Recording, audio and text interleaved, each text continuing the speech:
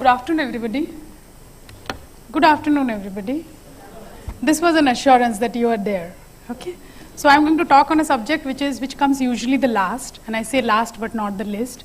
It's very challenging to talk on this because when every speaker has already spoke about it, it is very difficult to avoid repetition. But you will remember from the first talk of Pawan till my last talk, we are all singing the same song. Perhaps our paragraph is different. Perhaps sometimes our tunes are different. Okay, so first let us understand what is quality, especially when we talk about good clinical practice. So as a disclaimer about this thing, we might have heard this saying again and again since childhood that quality is not an accident. So let us understand pictographically what is this? What is this? Apple. Okay, what is this? Again apple. Both apples, right? A good apple and probably a bad apple. What is this? Pen. What is this? Again a pen. I cannot say whether it is better or bad, okay? Because the pen purpose is to write, okay? What is this? Does it remind you something? Does it remind you that we all came to know about FSSAI only because of this episode? Okay? Do you remember this? After this, Amitabh Bachchan became brand ambassador of Dairy Milk, right? So does this tell you some story? It tells you about the story of quality. Because if Maggie, I don't know how many people have relented or missed that Maggie moments when it was withdrawn from the market, okay? Because all my hostel days I had spent that. So Dairy Milk and Maggie has a story. Now how do we judge quality? Okay, so usually the auditors are, I don't know how many of you had chance that we had a puzzle, like Sudoku type puzzles given to you, and we were actually supposed to do an exercise of 2 minutes, of which you are supposed to solve it and give it to us. So auditors get only few minutes, okay, to find out if there is anything wrong in the process. They are not the fault finders. They are helping you to enhance your quality delivery, okay. So what is the auditor going to do? The auditor is supposed to, or the quality assurance person is supposed to check through a random sampling. So how much is random? Okay. When you go to a market, I don't know how many of you realize that when you go to a market, your mother or grandmother, they check the quality of rice by picking it up. Agree? Okay. So how much is the quantity? Is it this much or as less as this or as big as this? So this is about quality statistical sampling. So you sample, you take a random sample based on a scientific data. So you work out. And if you don't have any scientific data, you usually do take a thumb rule of 10. So if you have 100 samples, you do random of 10. But usually you have a statistical supporting or statistical sample size for doing the quality assurance. Anything can you understand from this? Anything? This is a 2010 audited document which was in 2015, and there was an audit finding telling that there is some gap. Okay, there's a gap. Fortunately or unfortunately for the site, again after 1 month, another team came, maybe same team or separate team. They came and they found out that this gap is filled up. Okay, this is 2010. It was audited in 2015. So when your work is over, you might have left the organization. The investigator might have moved on to another hospital, but the documents remain. The documents speak. They are speaking to you. So what is this? This was something, a retrospective change in the source data, and this is fraud. This is scientific misconduct, and this is horrible. So we are trying to understand how to avoid it, how to see that we are not doing it, and what are the scenarios where we can enhance the quality of it. Another example. What is this? This is a CT report in a clinical trial. What is this then? Because the report is printed. So what is this handwritten, all these things? Because you find it in source data, source document. So what is wrong in this? The wrong is this, is the green and the red marks. It shows that something has come out which were not recommended. You don't know why the changes were made, who made it, why made it, when made it. So there's no rationale behind it. Okay. So this is why we are going to understand about quality. So when we know the problem, we can detect it faster. So this is what the outline will be, and I'll try and hard to make it possible within the limited time. Can anybody tell what is this? Is it the Kingfisher Airlines share after Malia left or before Malia left? Any guesses? Yes, the number of clinical trials which shooted up from 2007, and every slide of ours we used to say that India is becoming the global hub of clinical trials in the world. And we were boasting ourselves when it reached 500, and suddenly there was a earthquake and we dropped down. And if you see Ramteki sir's today's slide, it is 44 and we are almost end of September. So if it is 44 in September end, we have only October, November and December. In 3 months we might not be able to complete 108. Okay? So where are we and where are we going? And why is all this happening? So the question lies, the answer lies perhaps for many reasons. This is not this session is quite small to discuss this. So what is quality? Because if we want to understand anything, we have to understand the things basic properly so that we are able to implement them. So ISO 9000, which is the mother document, which says that any quality is you promise something and you are supposed to deliver that. So you promise to who? The customer. Who is the customer in clinical trial? The participants, the people for whom the drug or the medicine or the device will come to the market. You are going to satisfy his or her needs. So there are two types of needs. Like a pen, the intended need is to write. So that is a stated need. And the pen, when you keep it in a pocket, it should be able to hold it. So that is an implied need. And it should not leak when it is kept opposite. So that is again implied need. But the stated need is ability to write non-stop in a very smooth flow and all. So everything has a stated need and implied need. So when food is served, you expect it to be warm. When ice cream is served, you never expect it to be warm. So its implied need of ice cream is being cold, like that. So quality is nothing but you promise something and you try to deliver something. So I was thinking that how you should understand quality and what are the few norms of quality management you should know and buy. Because all the things which I'm going to talk to you is all available here and there. So there's nothing great about it. You will get the slides also. But the things which I'm going to discuss, you may not find it. In quality, there is very good concepts which are all taken from Japanese philosophies. There is something called 5S. So if you want to enhance any quality, you have to follow this 5S. So one S is Shiton, that means keep things, everything in a place, which is very important when you do clinical trials. The moment the monitor comes, auditor comes, inspector comes, it's terrible. Shine, that means keep the document clean and clear. Then it says standardize, that's what is SOP all about. And then you have to sort, that means all A documents separately, all SA documents separately. And you have to keep on doing this, that is sustain. So this is 5S principles. Then something there is called, we call it, there are 5 M's. Actually, in this thing it is 4 M, but there is 5 M's which can make difference to quality. Man, material, methods. Okay, these are man, material, method, machine, management, and sometimes money.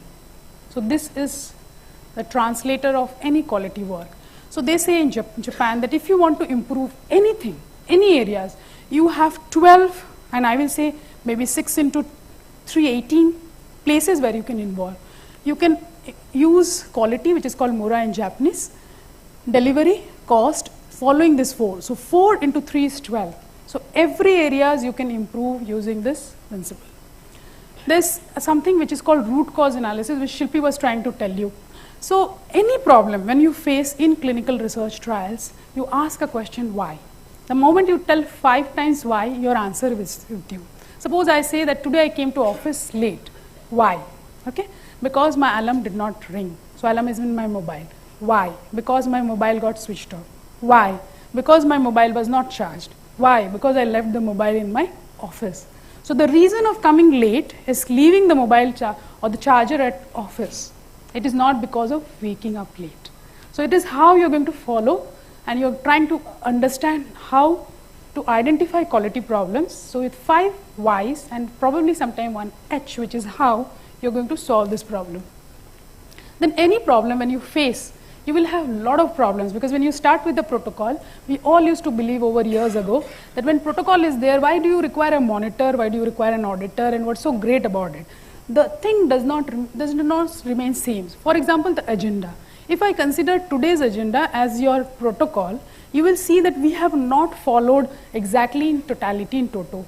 The tea breaks were few minutes here and there, the sessions were few minutes here and there, and thank God we were saved, otherwise we had to swap the session. That would have been again something here and there. So there are something which is called deviations. Deviations are unintended changes. That means you have made a change but you never wanted. That's what Dr. Bowdekar was trying to tell you, that you may have a lot of protocol deviations. That's not bad, but that has to be reported. There's something called amendment, and people sometimes confuse between amendment and deviations. Amendment are known changes. You are knowing in advance that this is going to be a problem. So amendment and deviations you should understand.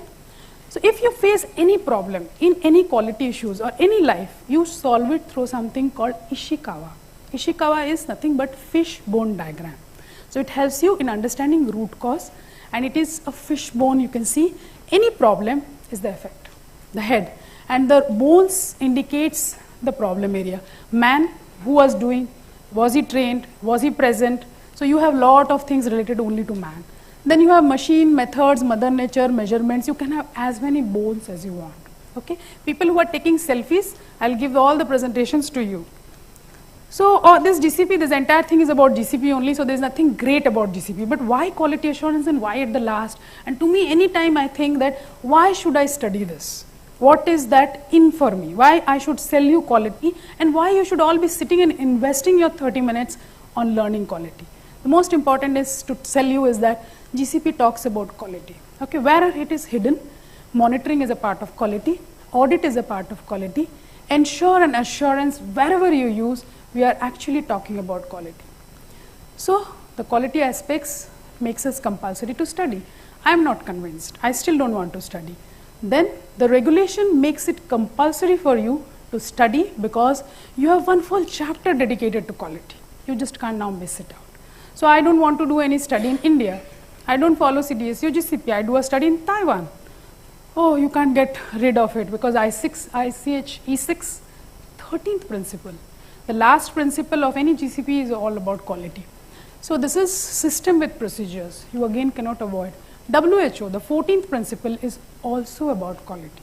So you are mandated, fortunately, unfortunately, to not only study, abide and follow it. Now this is the official definition, and I will not go with the official definition because you will know. Many people, many times in the audited site, fail to understand difference between quality assurance and quality control. I'll give you a simple example which you may not forget many years. When you buy mobile, I hardly know anybody who doesn't have a mobile. So when you buy a mobile or a camera, when you open it, you see there are small chiplets, it says QC passed. So that means the mobile may have 200 parts and it has passed the quality control test. That means 200 parts will have 200 specifications plus maybe, and each specification might have undergone some kind of testing which is predefined, and they have found it to be okay, and that's the machine is okay. So that is quality control. That means you are checking each and every part. Okay? What is quality assurance? Quality assurance is out of suppose 1000 parts, only 10 are picked up at random, predefined, through a process, scientifically sound, and this 10 pieces, which is a representative of the entire population, undergo the same set of testing which the QC has done. Additionally, they also test whether the QC person who is checking is trained, is qualified, was physically present on the day the testing happened. Because you can actually have a clinical study done in pen and paper, but there might be no person, there might be no participant. So you can actually concoct a story. So first question is testing the authenticity. So the first one is quality control and second one is quality assurance. Now in clinical trials and research, what is quality control and quality assurance? Monitoring is quality control. It is done continuously, it is done for each and everything. Auditing is quality assurance. Okay, since inspection is not very common, so that's why this two forms a part of quality. So if I say that quality actually says, because I showed you an apple and everybody said it's apple. The moment another apple picked in, you understood the difference between the another apple. Okay? So if quality means good, and we are saying good clinical practice, then you can understand the importance of what we are telling and what we are supposed to know. Now many people fail to understand, and somebody was asking a very important question on the first session, and I loved that question, how can we know how to change the quality? Okay, and that was in the first session they had asked. I think so somebody at the back was asking, and that's called quality by design. That means whenever you are doing anything, quality is not born out after the study is over. You have to build the quality in principle from the beginning so that at the end you can only measure quality. You cannot add quality when the study is over. So quality by design should be embedded from the starting. So many people again have a mistake is that quality assurance people are going to do this then that. quality assurance people are not going to do this and that. They are not going to design the study. They are not authorized, they are not trained, they are not maybe qualified to design. They are not going to implement the study either.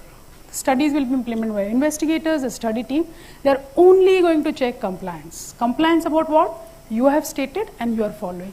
For example, I decide that every Tuesday I will wear a blue color shirt. That is my protocol. So every Tuesday my wearing blue color shirt is compliance to my SOP. Suppose I miss and wear a deep blue or I wear a green, then I defy what I have said. This is exactly the quality assurance person is going to find out. It is as simple as this. So what they are going to follow and why, what is exactly to be done. So this, if you remember only this slide, after the session I will think that my job is done. That quality in clinical trials means only obeying or following these documents. First, the mother document. Whatever you do, you can never replace a protocol. So protocol is the mother document. It is from home to tome. So it is going to tell you how the study has traveled from zero to hero or maybe villain. So this is protocol, which everything of quality starts with protocol, ends with the protocol. So protocol compliance is the first objective of quality assurance. Second, GCP, because it is a guideline which you have to abide by. Regulation we call law of the land. Suppose you are doing a multinational study and CDSCO or Indian GCP following is not feasible because that study is done in China, in Taiwan or other places. Then in addition to E6, ICH, you have to follow the CDSCO or Indian GCP. Why Indian GCP? Because that is the law of the land. Okay? Like for UK, you have to follow MHRA. For Brazil, you have to follow NVISA. There are different SOPs. The protocol cannot be followed in toto. So you break the protocol into standard operating procedures. So standard operating procedures, how to do it? Everybody knows what is standard operating procedure. The biggest problem every people have is they copy somebody else's standard operating procedures. So you borrow somebody's save as and just change it. Okay? The biggest mistake they do is that other system is not your system. So how you should do? You should write standard operating procedure should be only written by the person who is doing. And the best way to test this is to self-audit. How do you do self-audit? The same process, you ask the person to do it. You stand it, and if the person doesn't ask a single question and deliver exactly the way you wanted, that means the SOP passes the self-audit. And that's the best litmus test to do SOP testing. And I don't know how many of you realized when Viraj said about that SOP is one key factor by which you can identify an organization's background. Its importance to the quality or its commitment towards it. So first objective of any study is patient's right, safety and well-being. So these are the first important things which cannot be compromised under any condition. Although the rule is 10, informed consent, entire process, not the document, undergoes 100% audit. So that means each and everything is being checked. And what does auditor do? They will take out, suppose you have 200 subjects, which rarely happens, they will take out all the subjects, informed consent, stage by stage because it changes, and they will just keep it and see it. And we say that document speaks. Can you hear them? Okay, document actually speak. It tells that I have been manipulated, subject is not signing. You can feel it. So at the moment you start doing this, you will feel that you are able to identify the mistakes yourself. Again and again, Pawan was stressing that the entire GCP stresses on only 2 points. One is right, safety and well-being of the participants or subjects, and which also includes patient safety and confidentiality and the data. It says quality data, credible, accurate. You can give an assurance that the data is correct, and that's all about quality. So what does it say? So like a legal rule, quality assurance people has to abide by something. They cannot do by the whims and fancies. So if you are telling that you are not following this, then you have to cite the clause number. So usually you remember this by clauses, which is very unfortunate, but this is the truth. 2.3.1.11, it talks about what you should have or do compulsory if you want to pass this. First it says that you should have a plan. This plan is nothing but the protocol we are talking. Then it says that you have to identify the deviations. I talked about deviations and amendments. Okay, so you have to identify, anticipate and keep a SOS plan ready. Then you should have duties and responsibilities. We do audit training by taking freshers and ask them first with the delegation log. The delegation log is a log where you will always find a non-compliance because people leave, people join and the delegation log is not updated. The second one is the folder where investigator CVs are not updated. Like suppose you are investigator here and tomorrow you go back, your CV is updated. Now you are GCP trained. So that makes your CV updated. If you still keep the same CV and you are not updating it, and tomorrow there's an audit or a CDSO inspections, then you have a non-compliance. Instructions to staff, very important. You can delegate, but still the responsibility lies with you. So you should have a clear-cut instructions, and it should be signed by both the people, who is giving and who is taking. Then the contact number. Clinical trials ranges for days, months, years. You don't know who is coming and going. So everybody's phone number should be saved in multiple areas, because we don't know how and what hour of the time you'll require them. Confidentiality, I have seen this happening in Mumbai especially, where you have a lot of trials happening, and the site people discuss in the tea time, क्या हुआ था फिर वो trial का, अच्छा उसका बड़ा अच्छा मैनेज कर लिया उसने. So they discuss one trial with another trial with their colleagues, which is in a way a very dangerous thing, because you are leaking some of the confidential information. You may discuss the scientific part, but not the technical part, which can be very hugely dangerous. Now sponsor is the owner of the study, because he or she has initiated the study, but there are many people involved in this. So what is the sponsor supposed to do? The sponsor is supposed to find whether this is another slide. If you remember this slide, you have understood the entire quality assurance. Whatever you do, you see that you are first able to prove by action, not by words, that the study was conducted. Very important. So if the study was conducted, that means subjects or participants were recruited first. Secondly, data was generated. Okay, study might be conducted, there is no data. Then the data is generated, is documented. So again and again we tell that whatever is not documented is not done. It's so crucial, because that the document only, that's an audit trail. Audit trail means a trail where you all combine all the documents, and the documents tell you a story. And that's how you are going to follow. All documentation has to follow audit trail, and it's very important. We call it by 21 CFR part 11 also has a relationship with audit trail. So first is studies conducted, secondly the data is generated, then it is documented, recorded and reported. So reported means the CSR, the clinical study report. And all these activities has to be done in compliance to the thing which you remember the chart, protocol, GCP, regulations and SOPs. Okay. This is the chapter which I have tried to put in a slide, which is very difficult. And it says nothing, it says that SOP is the one way by which you can actually materialize doing the study through, by showing that you are doing it as per the protocol. It says that whatever you do, it should be verifiable, that means it's auditable, that means you can reconstruct and do it. It's just like rechecking, it is just like retesting. And it says that the sampling should be statistically controlled. So you cannot do by Whims and Francis. And it shows the most important thing is that it should be done by a person who is independent. Somebody was asking question, I think so Viraj was telling that if the monitor is only from the sponsor, then how biased or unbiased it is. To which Dr. Nitya replied about the different sieving level of quality in the system which exists, which can help the person to understand that if he or her or his eyes have missed it, the other eye probably would catch up. So the person has to be independent. That's why auditing is always by independent and not by monitors. Now the question is, who is responsible? Sponsor, because he or she has taken an onus that he or she is going to do the study. But ask a question, that is the sponsor alone responsible? No, because investigator has done, study coordinator has done, the ethics committee, the laboratory which gave the data, the monitor who had monitored and promised to help by training and constant vigilance, the auditor who had audited, and if the study has got inspected, then the inspector too. So this is a slide which Viraj was asking in your exam. He was asking true and false, and many of you say true. The sponsor can delegate, but the sponsor still becomes responsible for quality. So this he cannot delegate. He will delegate everything, but he has to take the onus of quality of this. So it is written by the father of quality called Dr. Edwards Deming, that quality is everyone's responsibility. The investigator might be best, the sponsor might be the world class, but if one mistake or two mistake happens which compromises on the right, safety and well-being of the subjects or participants, then it is a very big breach of quality. Okay?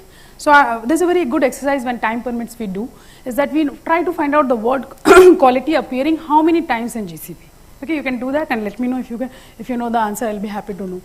Otherwise, it will become a blame game. Blame game, usually it comes to the investigator, that you did not do or this was not done. I will try to skip this by telling you that this is a traditional way of managing quality. This only slide will help you to understand how QC and QA works in GCP or clinical trial. It says the monitor will come from study startup and conduct, will do quality control. The auditors can come anywhere, anytime, and they will do quality assurance, and all has to abide by one standard, and that standard is protocol, GCP, regulations, and SOPs. Okay. QC, that was covered by monitoring by Shilpi. They will have lot of plans, they will have lot of training, so that is totally monitoring. Quality assurance is about a simple cyclic form, which is conducting an audit, finding out the findings, doing kappa. Kappa is corrective action and preventive action, and then ensuring that it has been implemented. So how do? They do only audits. Like there's no planning, there's no training, but there's a lot of audits. So they do different types of audits. So I call it as in the kingdom of quality, these are the prince and princess. So if these documents are correct and very good, and you are going to have compliance, then you probably have very good results. Protocol, it should be really proof or foolproof, or it should continually improve. There's a lot of amendments happening. Investigator brochure, case report form, essential documents, all the documents, patient information sheet, regulatory approval, informed consent, study report, ethics committee, all the documents, all the follow-ups, the source data. Source data speaks about the real quality of that place, clinical team support group, SAE management. So if you remember the prince and princess, you will know the kingdom of quality. So what is monitoring? I will skip because Shilpi has covered, but it falls under 3.1.13. Audit falls on assurance, that is about 3.1.14. It speaks about that it is a quality assurance. It is not quality control, which is monitoring. And who is an auditor? Anybody who is by qualification capable of doing, is by trained and has an experience in getting involved in clinical trials or research. And what is his or her job is only to check compliance with protocol GCP, and not to do design of the study, not to do any implementation of the study. So what is necessary? Why is it necessary? Yes, it is necessary because it becomes compulsory from 3.3.3 that we should be, the investigator, the institution should allow the people to audit, monitor. So this is a regulatory guidelines which has come in 2013, and just like Dr. Vavadekar was telling, that they are now really visiting sites. The DCGI team is really visiting sites. They are getting trained, super aware, and they are taking interest. So there are good times and bad times that they will come and knock your door. Because what looks like 0 and 1 is not always 0 and 1. There might be bug in between. And you should not be afraid of an auditor or a person who is coming externally, because again and again, he is not your fault finder. He or she is your mobilizer towards enhancement of your quality of the trial. So many people don't understand auditing and monitoring. This is for them, and I try to tell them very important function, this regulatory authority. If they inspect tomorrow and your site is audited, they cannot ask for audit findings, because audit findings are secret and confidential in nature. The reason, if the audit findings are given to inspectors, then auditors will be afraid of writing the truth, and auditors have no lena dena, so they always write about the truth, and that's why the audits report the sponsor and everybody takes quite seriously. But monitoring report can be accessible by everybody. Monitoring is very important because it has to be done continuously, whereas audit is only snapshot, it comes. So I give an example of tree. In a tree, all the leaves, all the branches, the root and the bark is monitoring. You do checking of everything. But forest is quality assurance or audit, where you check one tree, one leaf, another tree branch, another tree stem, or whatever. So you actually have a representative samples. Many people again confuse between audit and inspector. Audit is only by sponsor or a CRO. Inspection is always by regulatory authority. It cannot be by anybody else. Another thing is audit will do everything what monitor has done, plus they will check the monitor. Inspector will check auditor also, not the report, but audit certificate, and he or she will see the laws, legal bindings have been followed or not. Since inspection is not very common, this too forms the solid quality assurance for things. So I will not go through deep because this slides will be with you. These are different types of audit. Audit looks very complicated, but it is exactly not like this. The process, however, is like this. So how it happens in simplified form, there is an opening meeting, you review some document, you interview people, and you do a facility review, and you come out with some solutions. So it is about giving you the solutions of making changes, which is by corrective action or preventive action. By the way, your quality will be enhanced. So they are a quality vehicle for you. So if it is suppose you are a medical doctor and your site is an investigator site and you have been audited, though the investigator, the auditor will come and ask for these documents, it is not limited, they can ask for more documents. They will interview all these people, again not limited, they can ask other people. They will check all these places where you are storing the IMP, investigational medicinal product storage, and they will find out many things about things, some things you may know, something you may not know. So what happens if it is a CRO who is being audited? Sometimes the CRO is audited before the sponsor wants to decide whether they want to give this work to the CRO. So they will audit this place, these all documents, these all people, and they will review this. So this is quite a stringent and time-taking things. I told that the audit reports cannot be shared with the regulators, but auditors give a certificate, and that certificate can be shown that this was done. Something it will look like this. Now many people take a question that if monitoring is done continuously, why is audit required? Now US FDA findings in 2012 says the monitoring is inadequate. So somebody with 2 more eyes or maybe 4 or 6 eyes can probably see something through random sampling. So what the monitor should do? Monitor has no choice. They will monitor all things possible. Auditors have luckily choice. They can choose highest enrolling sites, like Dr. Bowdekar said that the place was inspected because he has 2,000 plus participants or subjects enrolled. Large number of screen failures, AE, SAE, if it is SAE, you downgrade it to AE, very serious, that place may get audited. What to check? This is a checklist, and this is all 56 FDA inspections that has happened in India. Luckily, there are no violent actions taken. The major thing is that we do not follow the protocol. That is, protocol deviations are too high, and our records are not good. So our records speak about our quality delivery. So these are the 2 things which India as a country and we as a person, individual, need to improve upon. Otherwise, all is good.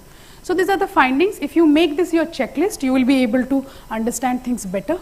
So what happens? I'll give you some examples that we audited one place in Mumbai, and the Mumbai site is one of the best sites we have ever seen. Very good people, everything. When we saw the regulatory approval, we were astonished to find that the study is over. The study was over in 2012, it was audited in 2014 and 15, and we found that suppose this name of the investigator is Ram Singh. So the DCGI writes, Dr. Shyam Singh, you have become the investigator of the study. Study is over.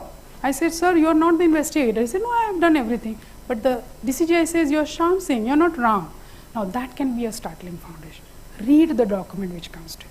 I'll give you another example of audit at Hyderabad, again a very reputed site. We saw that the subjects have been recruited before taking their insurance. Okay, so insurance starts in 1st April, subjects have been recruited in February, 3 subjects, okay, very dangerous. So that is a very, very dangerous thing on right safety and well-being. Many places we saw that they have taken informed consent, and this all informed consent sign were done, or the subject, the date was all given by the investigator. Investigator is not supposed to date the informed consent of the document. Okay, so these are some of the very, very dangerous things. Sometimes consent is a dynamic document because it keeps moving. So if there is a chance and the consent changes, then you are supposed to take reconsent, and that's Dr. Bowdekar says that you have to first destroy all the documents, and if you are keeping it, you have to have a stamping, maybe obsolete, maybe a color code, because it is very, very easy to make mistakes, very difficult to prevent them. And the cost of quality is very, very high. We say that the cost of quality things are very costly. It is a misnomer. If you don't buy a good quality product, you might have to buy 2-3 products, and the cost of the bad quality is high, not the cost of good quality. So protocol non-adherence, this is a serious issue for all programs. We find many sites. This is a site of Chennai, I think so, where they had taken Lucknow. So what they had done is they have taken a lot of decisions on waivers. That means the subject doesn't qualify inclusion and exclusion criteria. That means you cannot take the subject. Now what they have done, they have included the subject by taking the waivers. So there is a limit, and the sponsor is only the person who can give you the waiver.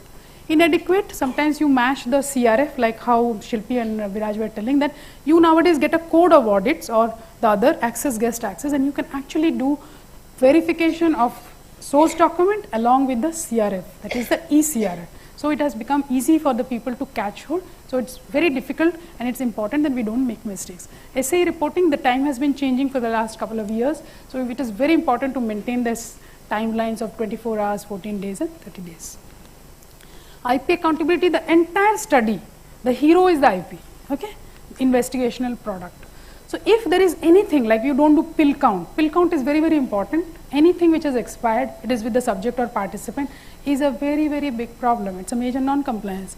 So poor documentations related to investigational product is a very, very serious issue.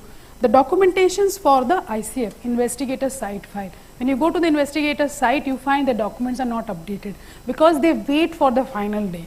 Exactly like we don't study whole year, and just before the exam, 24 hours, 48 hours and 72 hours, we study a lot. Okay? It is exactly like this, that the site doesn't get updated. The moment auditor is coming, monitor is coming, or inspector is coming, they lose their sleep and all documents are born that time. And the auditors can find it because the color of the paper speaks. If you have 2012, it looks different. The pen speaks, the pen strength speaks, the pen slanting speaks. All documents speak. You have to just hear it. So that's very, very important. So the first golden rule is don't concoct. If there is a mistake, accept it, admit it, and just go ahead. Because if you try to tell something wrong, then you have to have a very good memory to remember it. So what are the possible reasons? The second slide, last slide. Complex protocols. Our protocols are really complex, and sometimes it undergoes constantly changing dynamism. Multicentric study, site at India doing something. India also have 4 sites, Vietnam, China, they have something. We have a lot of problem with languages. We have a lot of problem of being changing due to the ethics committee problem here, something regulation problem there. Multiple outsourcing partner. You have World Courier, TNT, you have some laboratories chain. Sometimes the sample goes to Singapore. It becomes a hell lot of problem. Plus there is lot of resources which detract the quality. So what you should do, how you solve? Do self-audit. Get audited by your best enemy or friend, whatever it is. Get yourself checked. Self-audit is the first one you should do to assure that you are correct. Once you pass your own self-audit, which you may not pass always if you are very unbiased as a person, give it to your friend. He can be critic, and that will enhance your quality. Develop your checklist. Don't steal, borrow from anybody. Your checklist is only yours, just like your name and surname. Never assume. The full form of assume itself is as of you and me. You assume, I assume, we both assume, and the things is something else. Always ensure, because you have to be 100% sure, because you have taken a promise, signed a document, told that you are going to do it in this way or that way. It's just like signing a checkbook. Compliance, we said, is everybody's responsibility. We talked about quality by design, and apply risk. There is something called risk management by Q9. This is another document of ICH. You must read. It's provided to you in the self-learning material web link. It talks about how to understand risk. Very important. We all fail to do this because we are not professionally trained to do risk management. Risk management is a very, very interesting area, not only quality. For every area you can apply. You have to understand the risk. You have to assess the risk. You have to mitigate the risk. So these are very step-wise formula, and you must read Q9 to make yourself at least once in a life, and you see the rewards will follow. Document properly what you do. Whatever is not done, don't do, and don't leave any blanks. You remember the first or second slide where somebody has written retrospectively? It is very, very fatal. Training, because without training your people will constantly change. You start with 30 people, it will never remain 30. It will become some other number when you end it. What Shilpi and Viraj kept on telling is that do it right first time, and every time you should do it the same way in the right manner. So this is the last slide which tells you how to do it in shortcut. We call it PDCA cycle or Deming cycle. Deming, the father of quality, he said that anything you can solve by doing this. It is called plan, do, check, act. Okay? So how do you plan? Say what you do by writing an SOP. Do what you say. Follow the SOP. Prove it. How you are going to prove it? By demonstrating compliance. The SOP will lead to some forms and templates which you are going to fill it up. And when you find that from any auditing or monitoring that you have some problem, then you have to identify and improve it. That is CAPA. Say what you do what you say, prove it and improve it. So there's a document which was there in 2010. Now last week, I think so 15 days ago, DCGI has come up with a clinical trial inspection document. Very wonderful document. You must read and use it as your checklist. So the last take-home message is use your resources judiciously, effectively, efficiently and economically, because we have always worked under resource limited settings. Thank you so much for your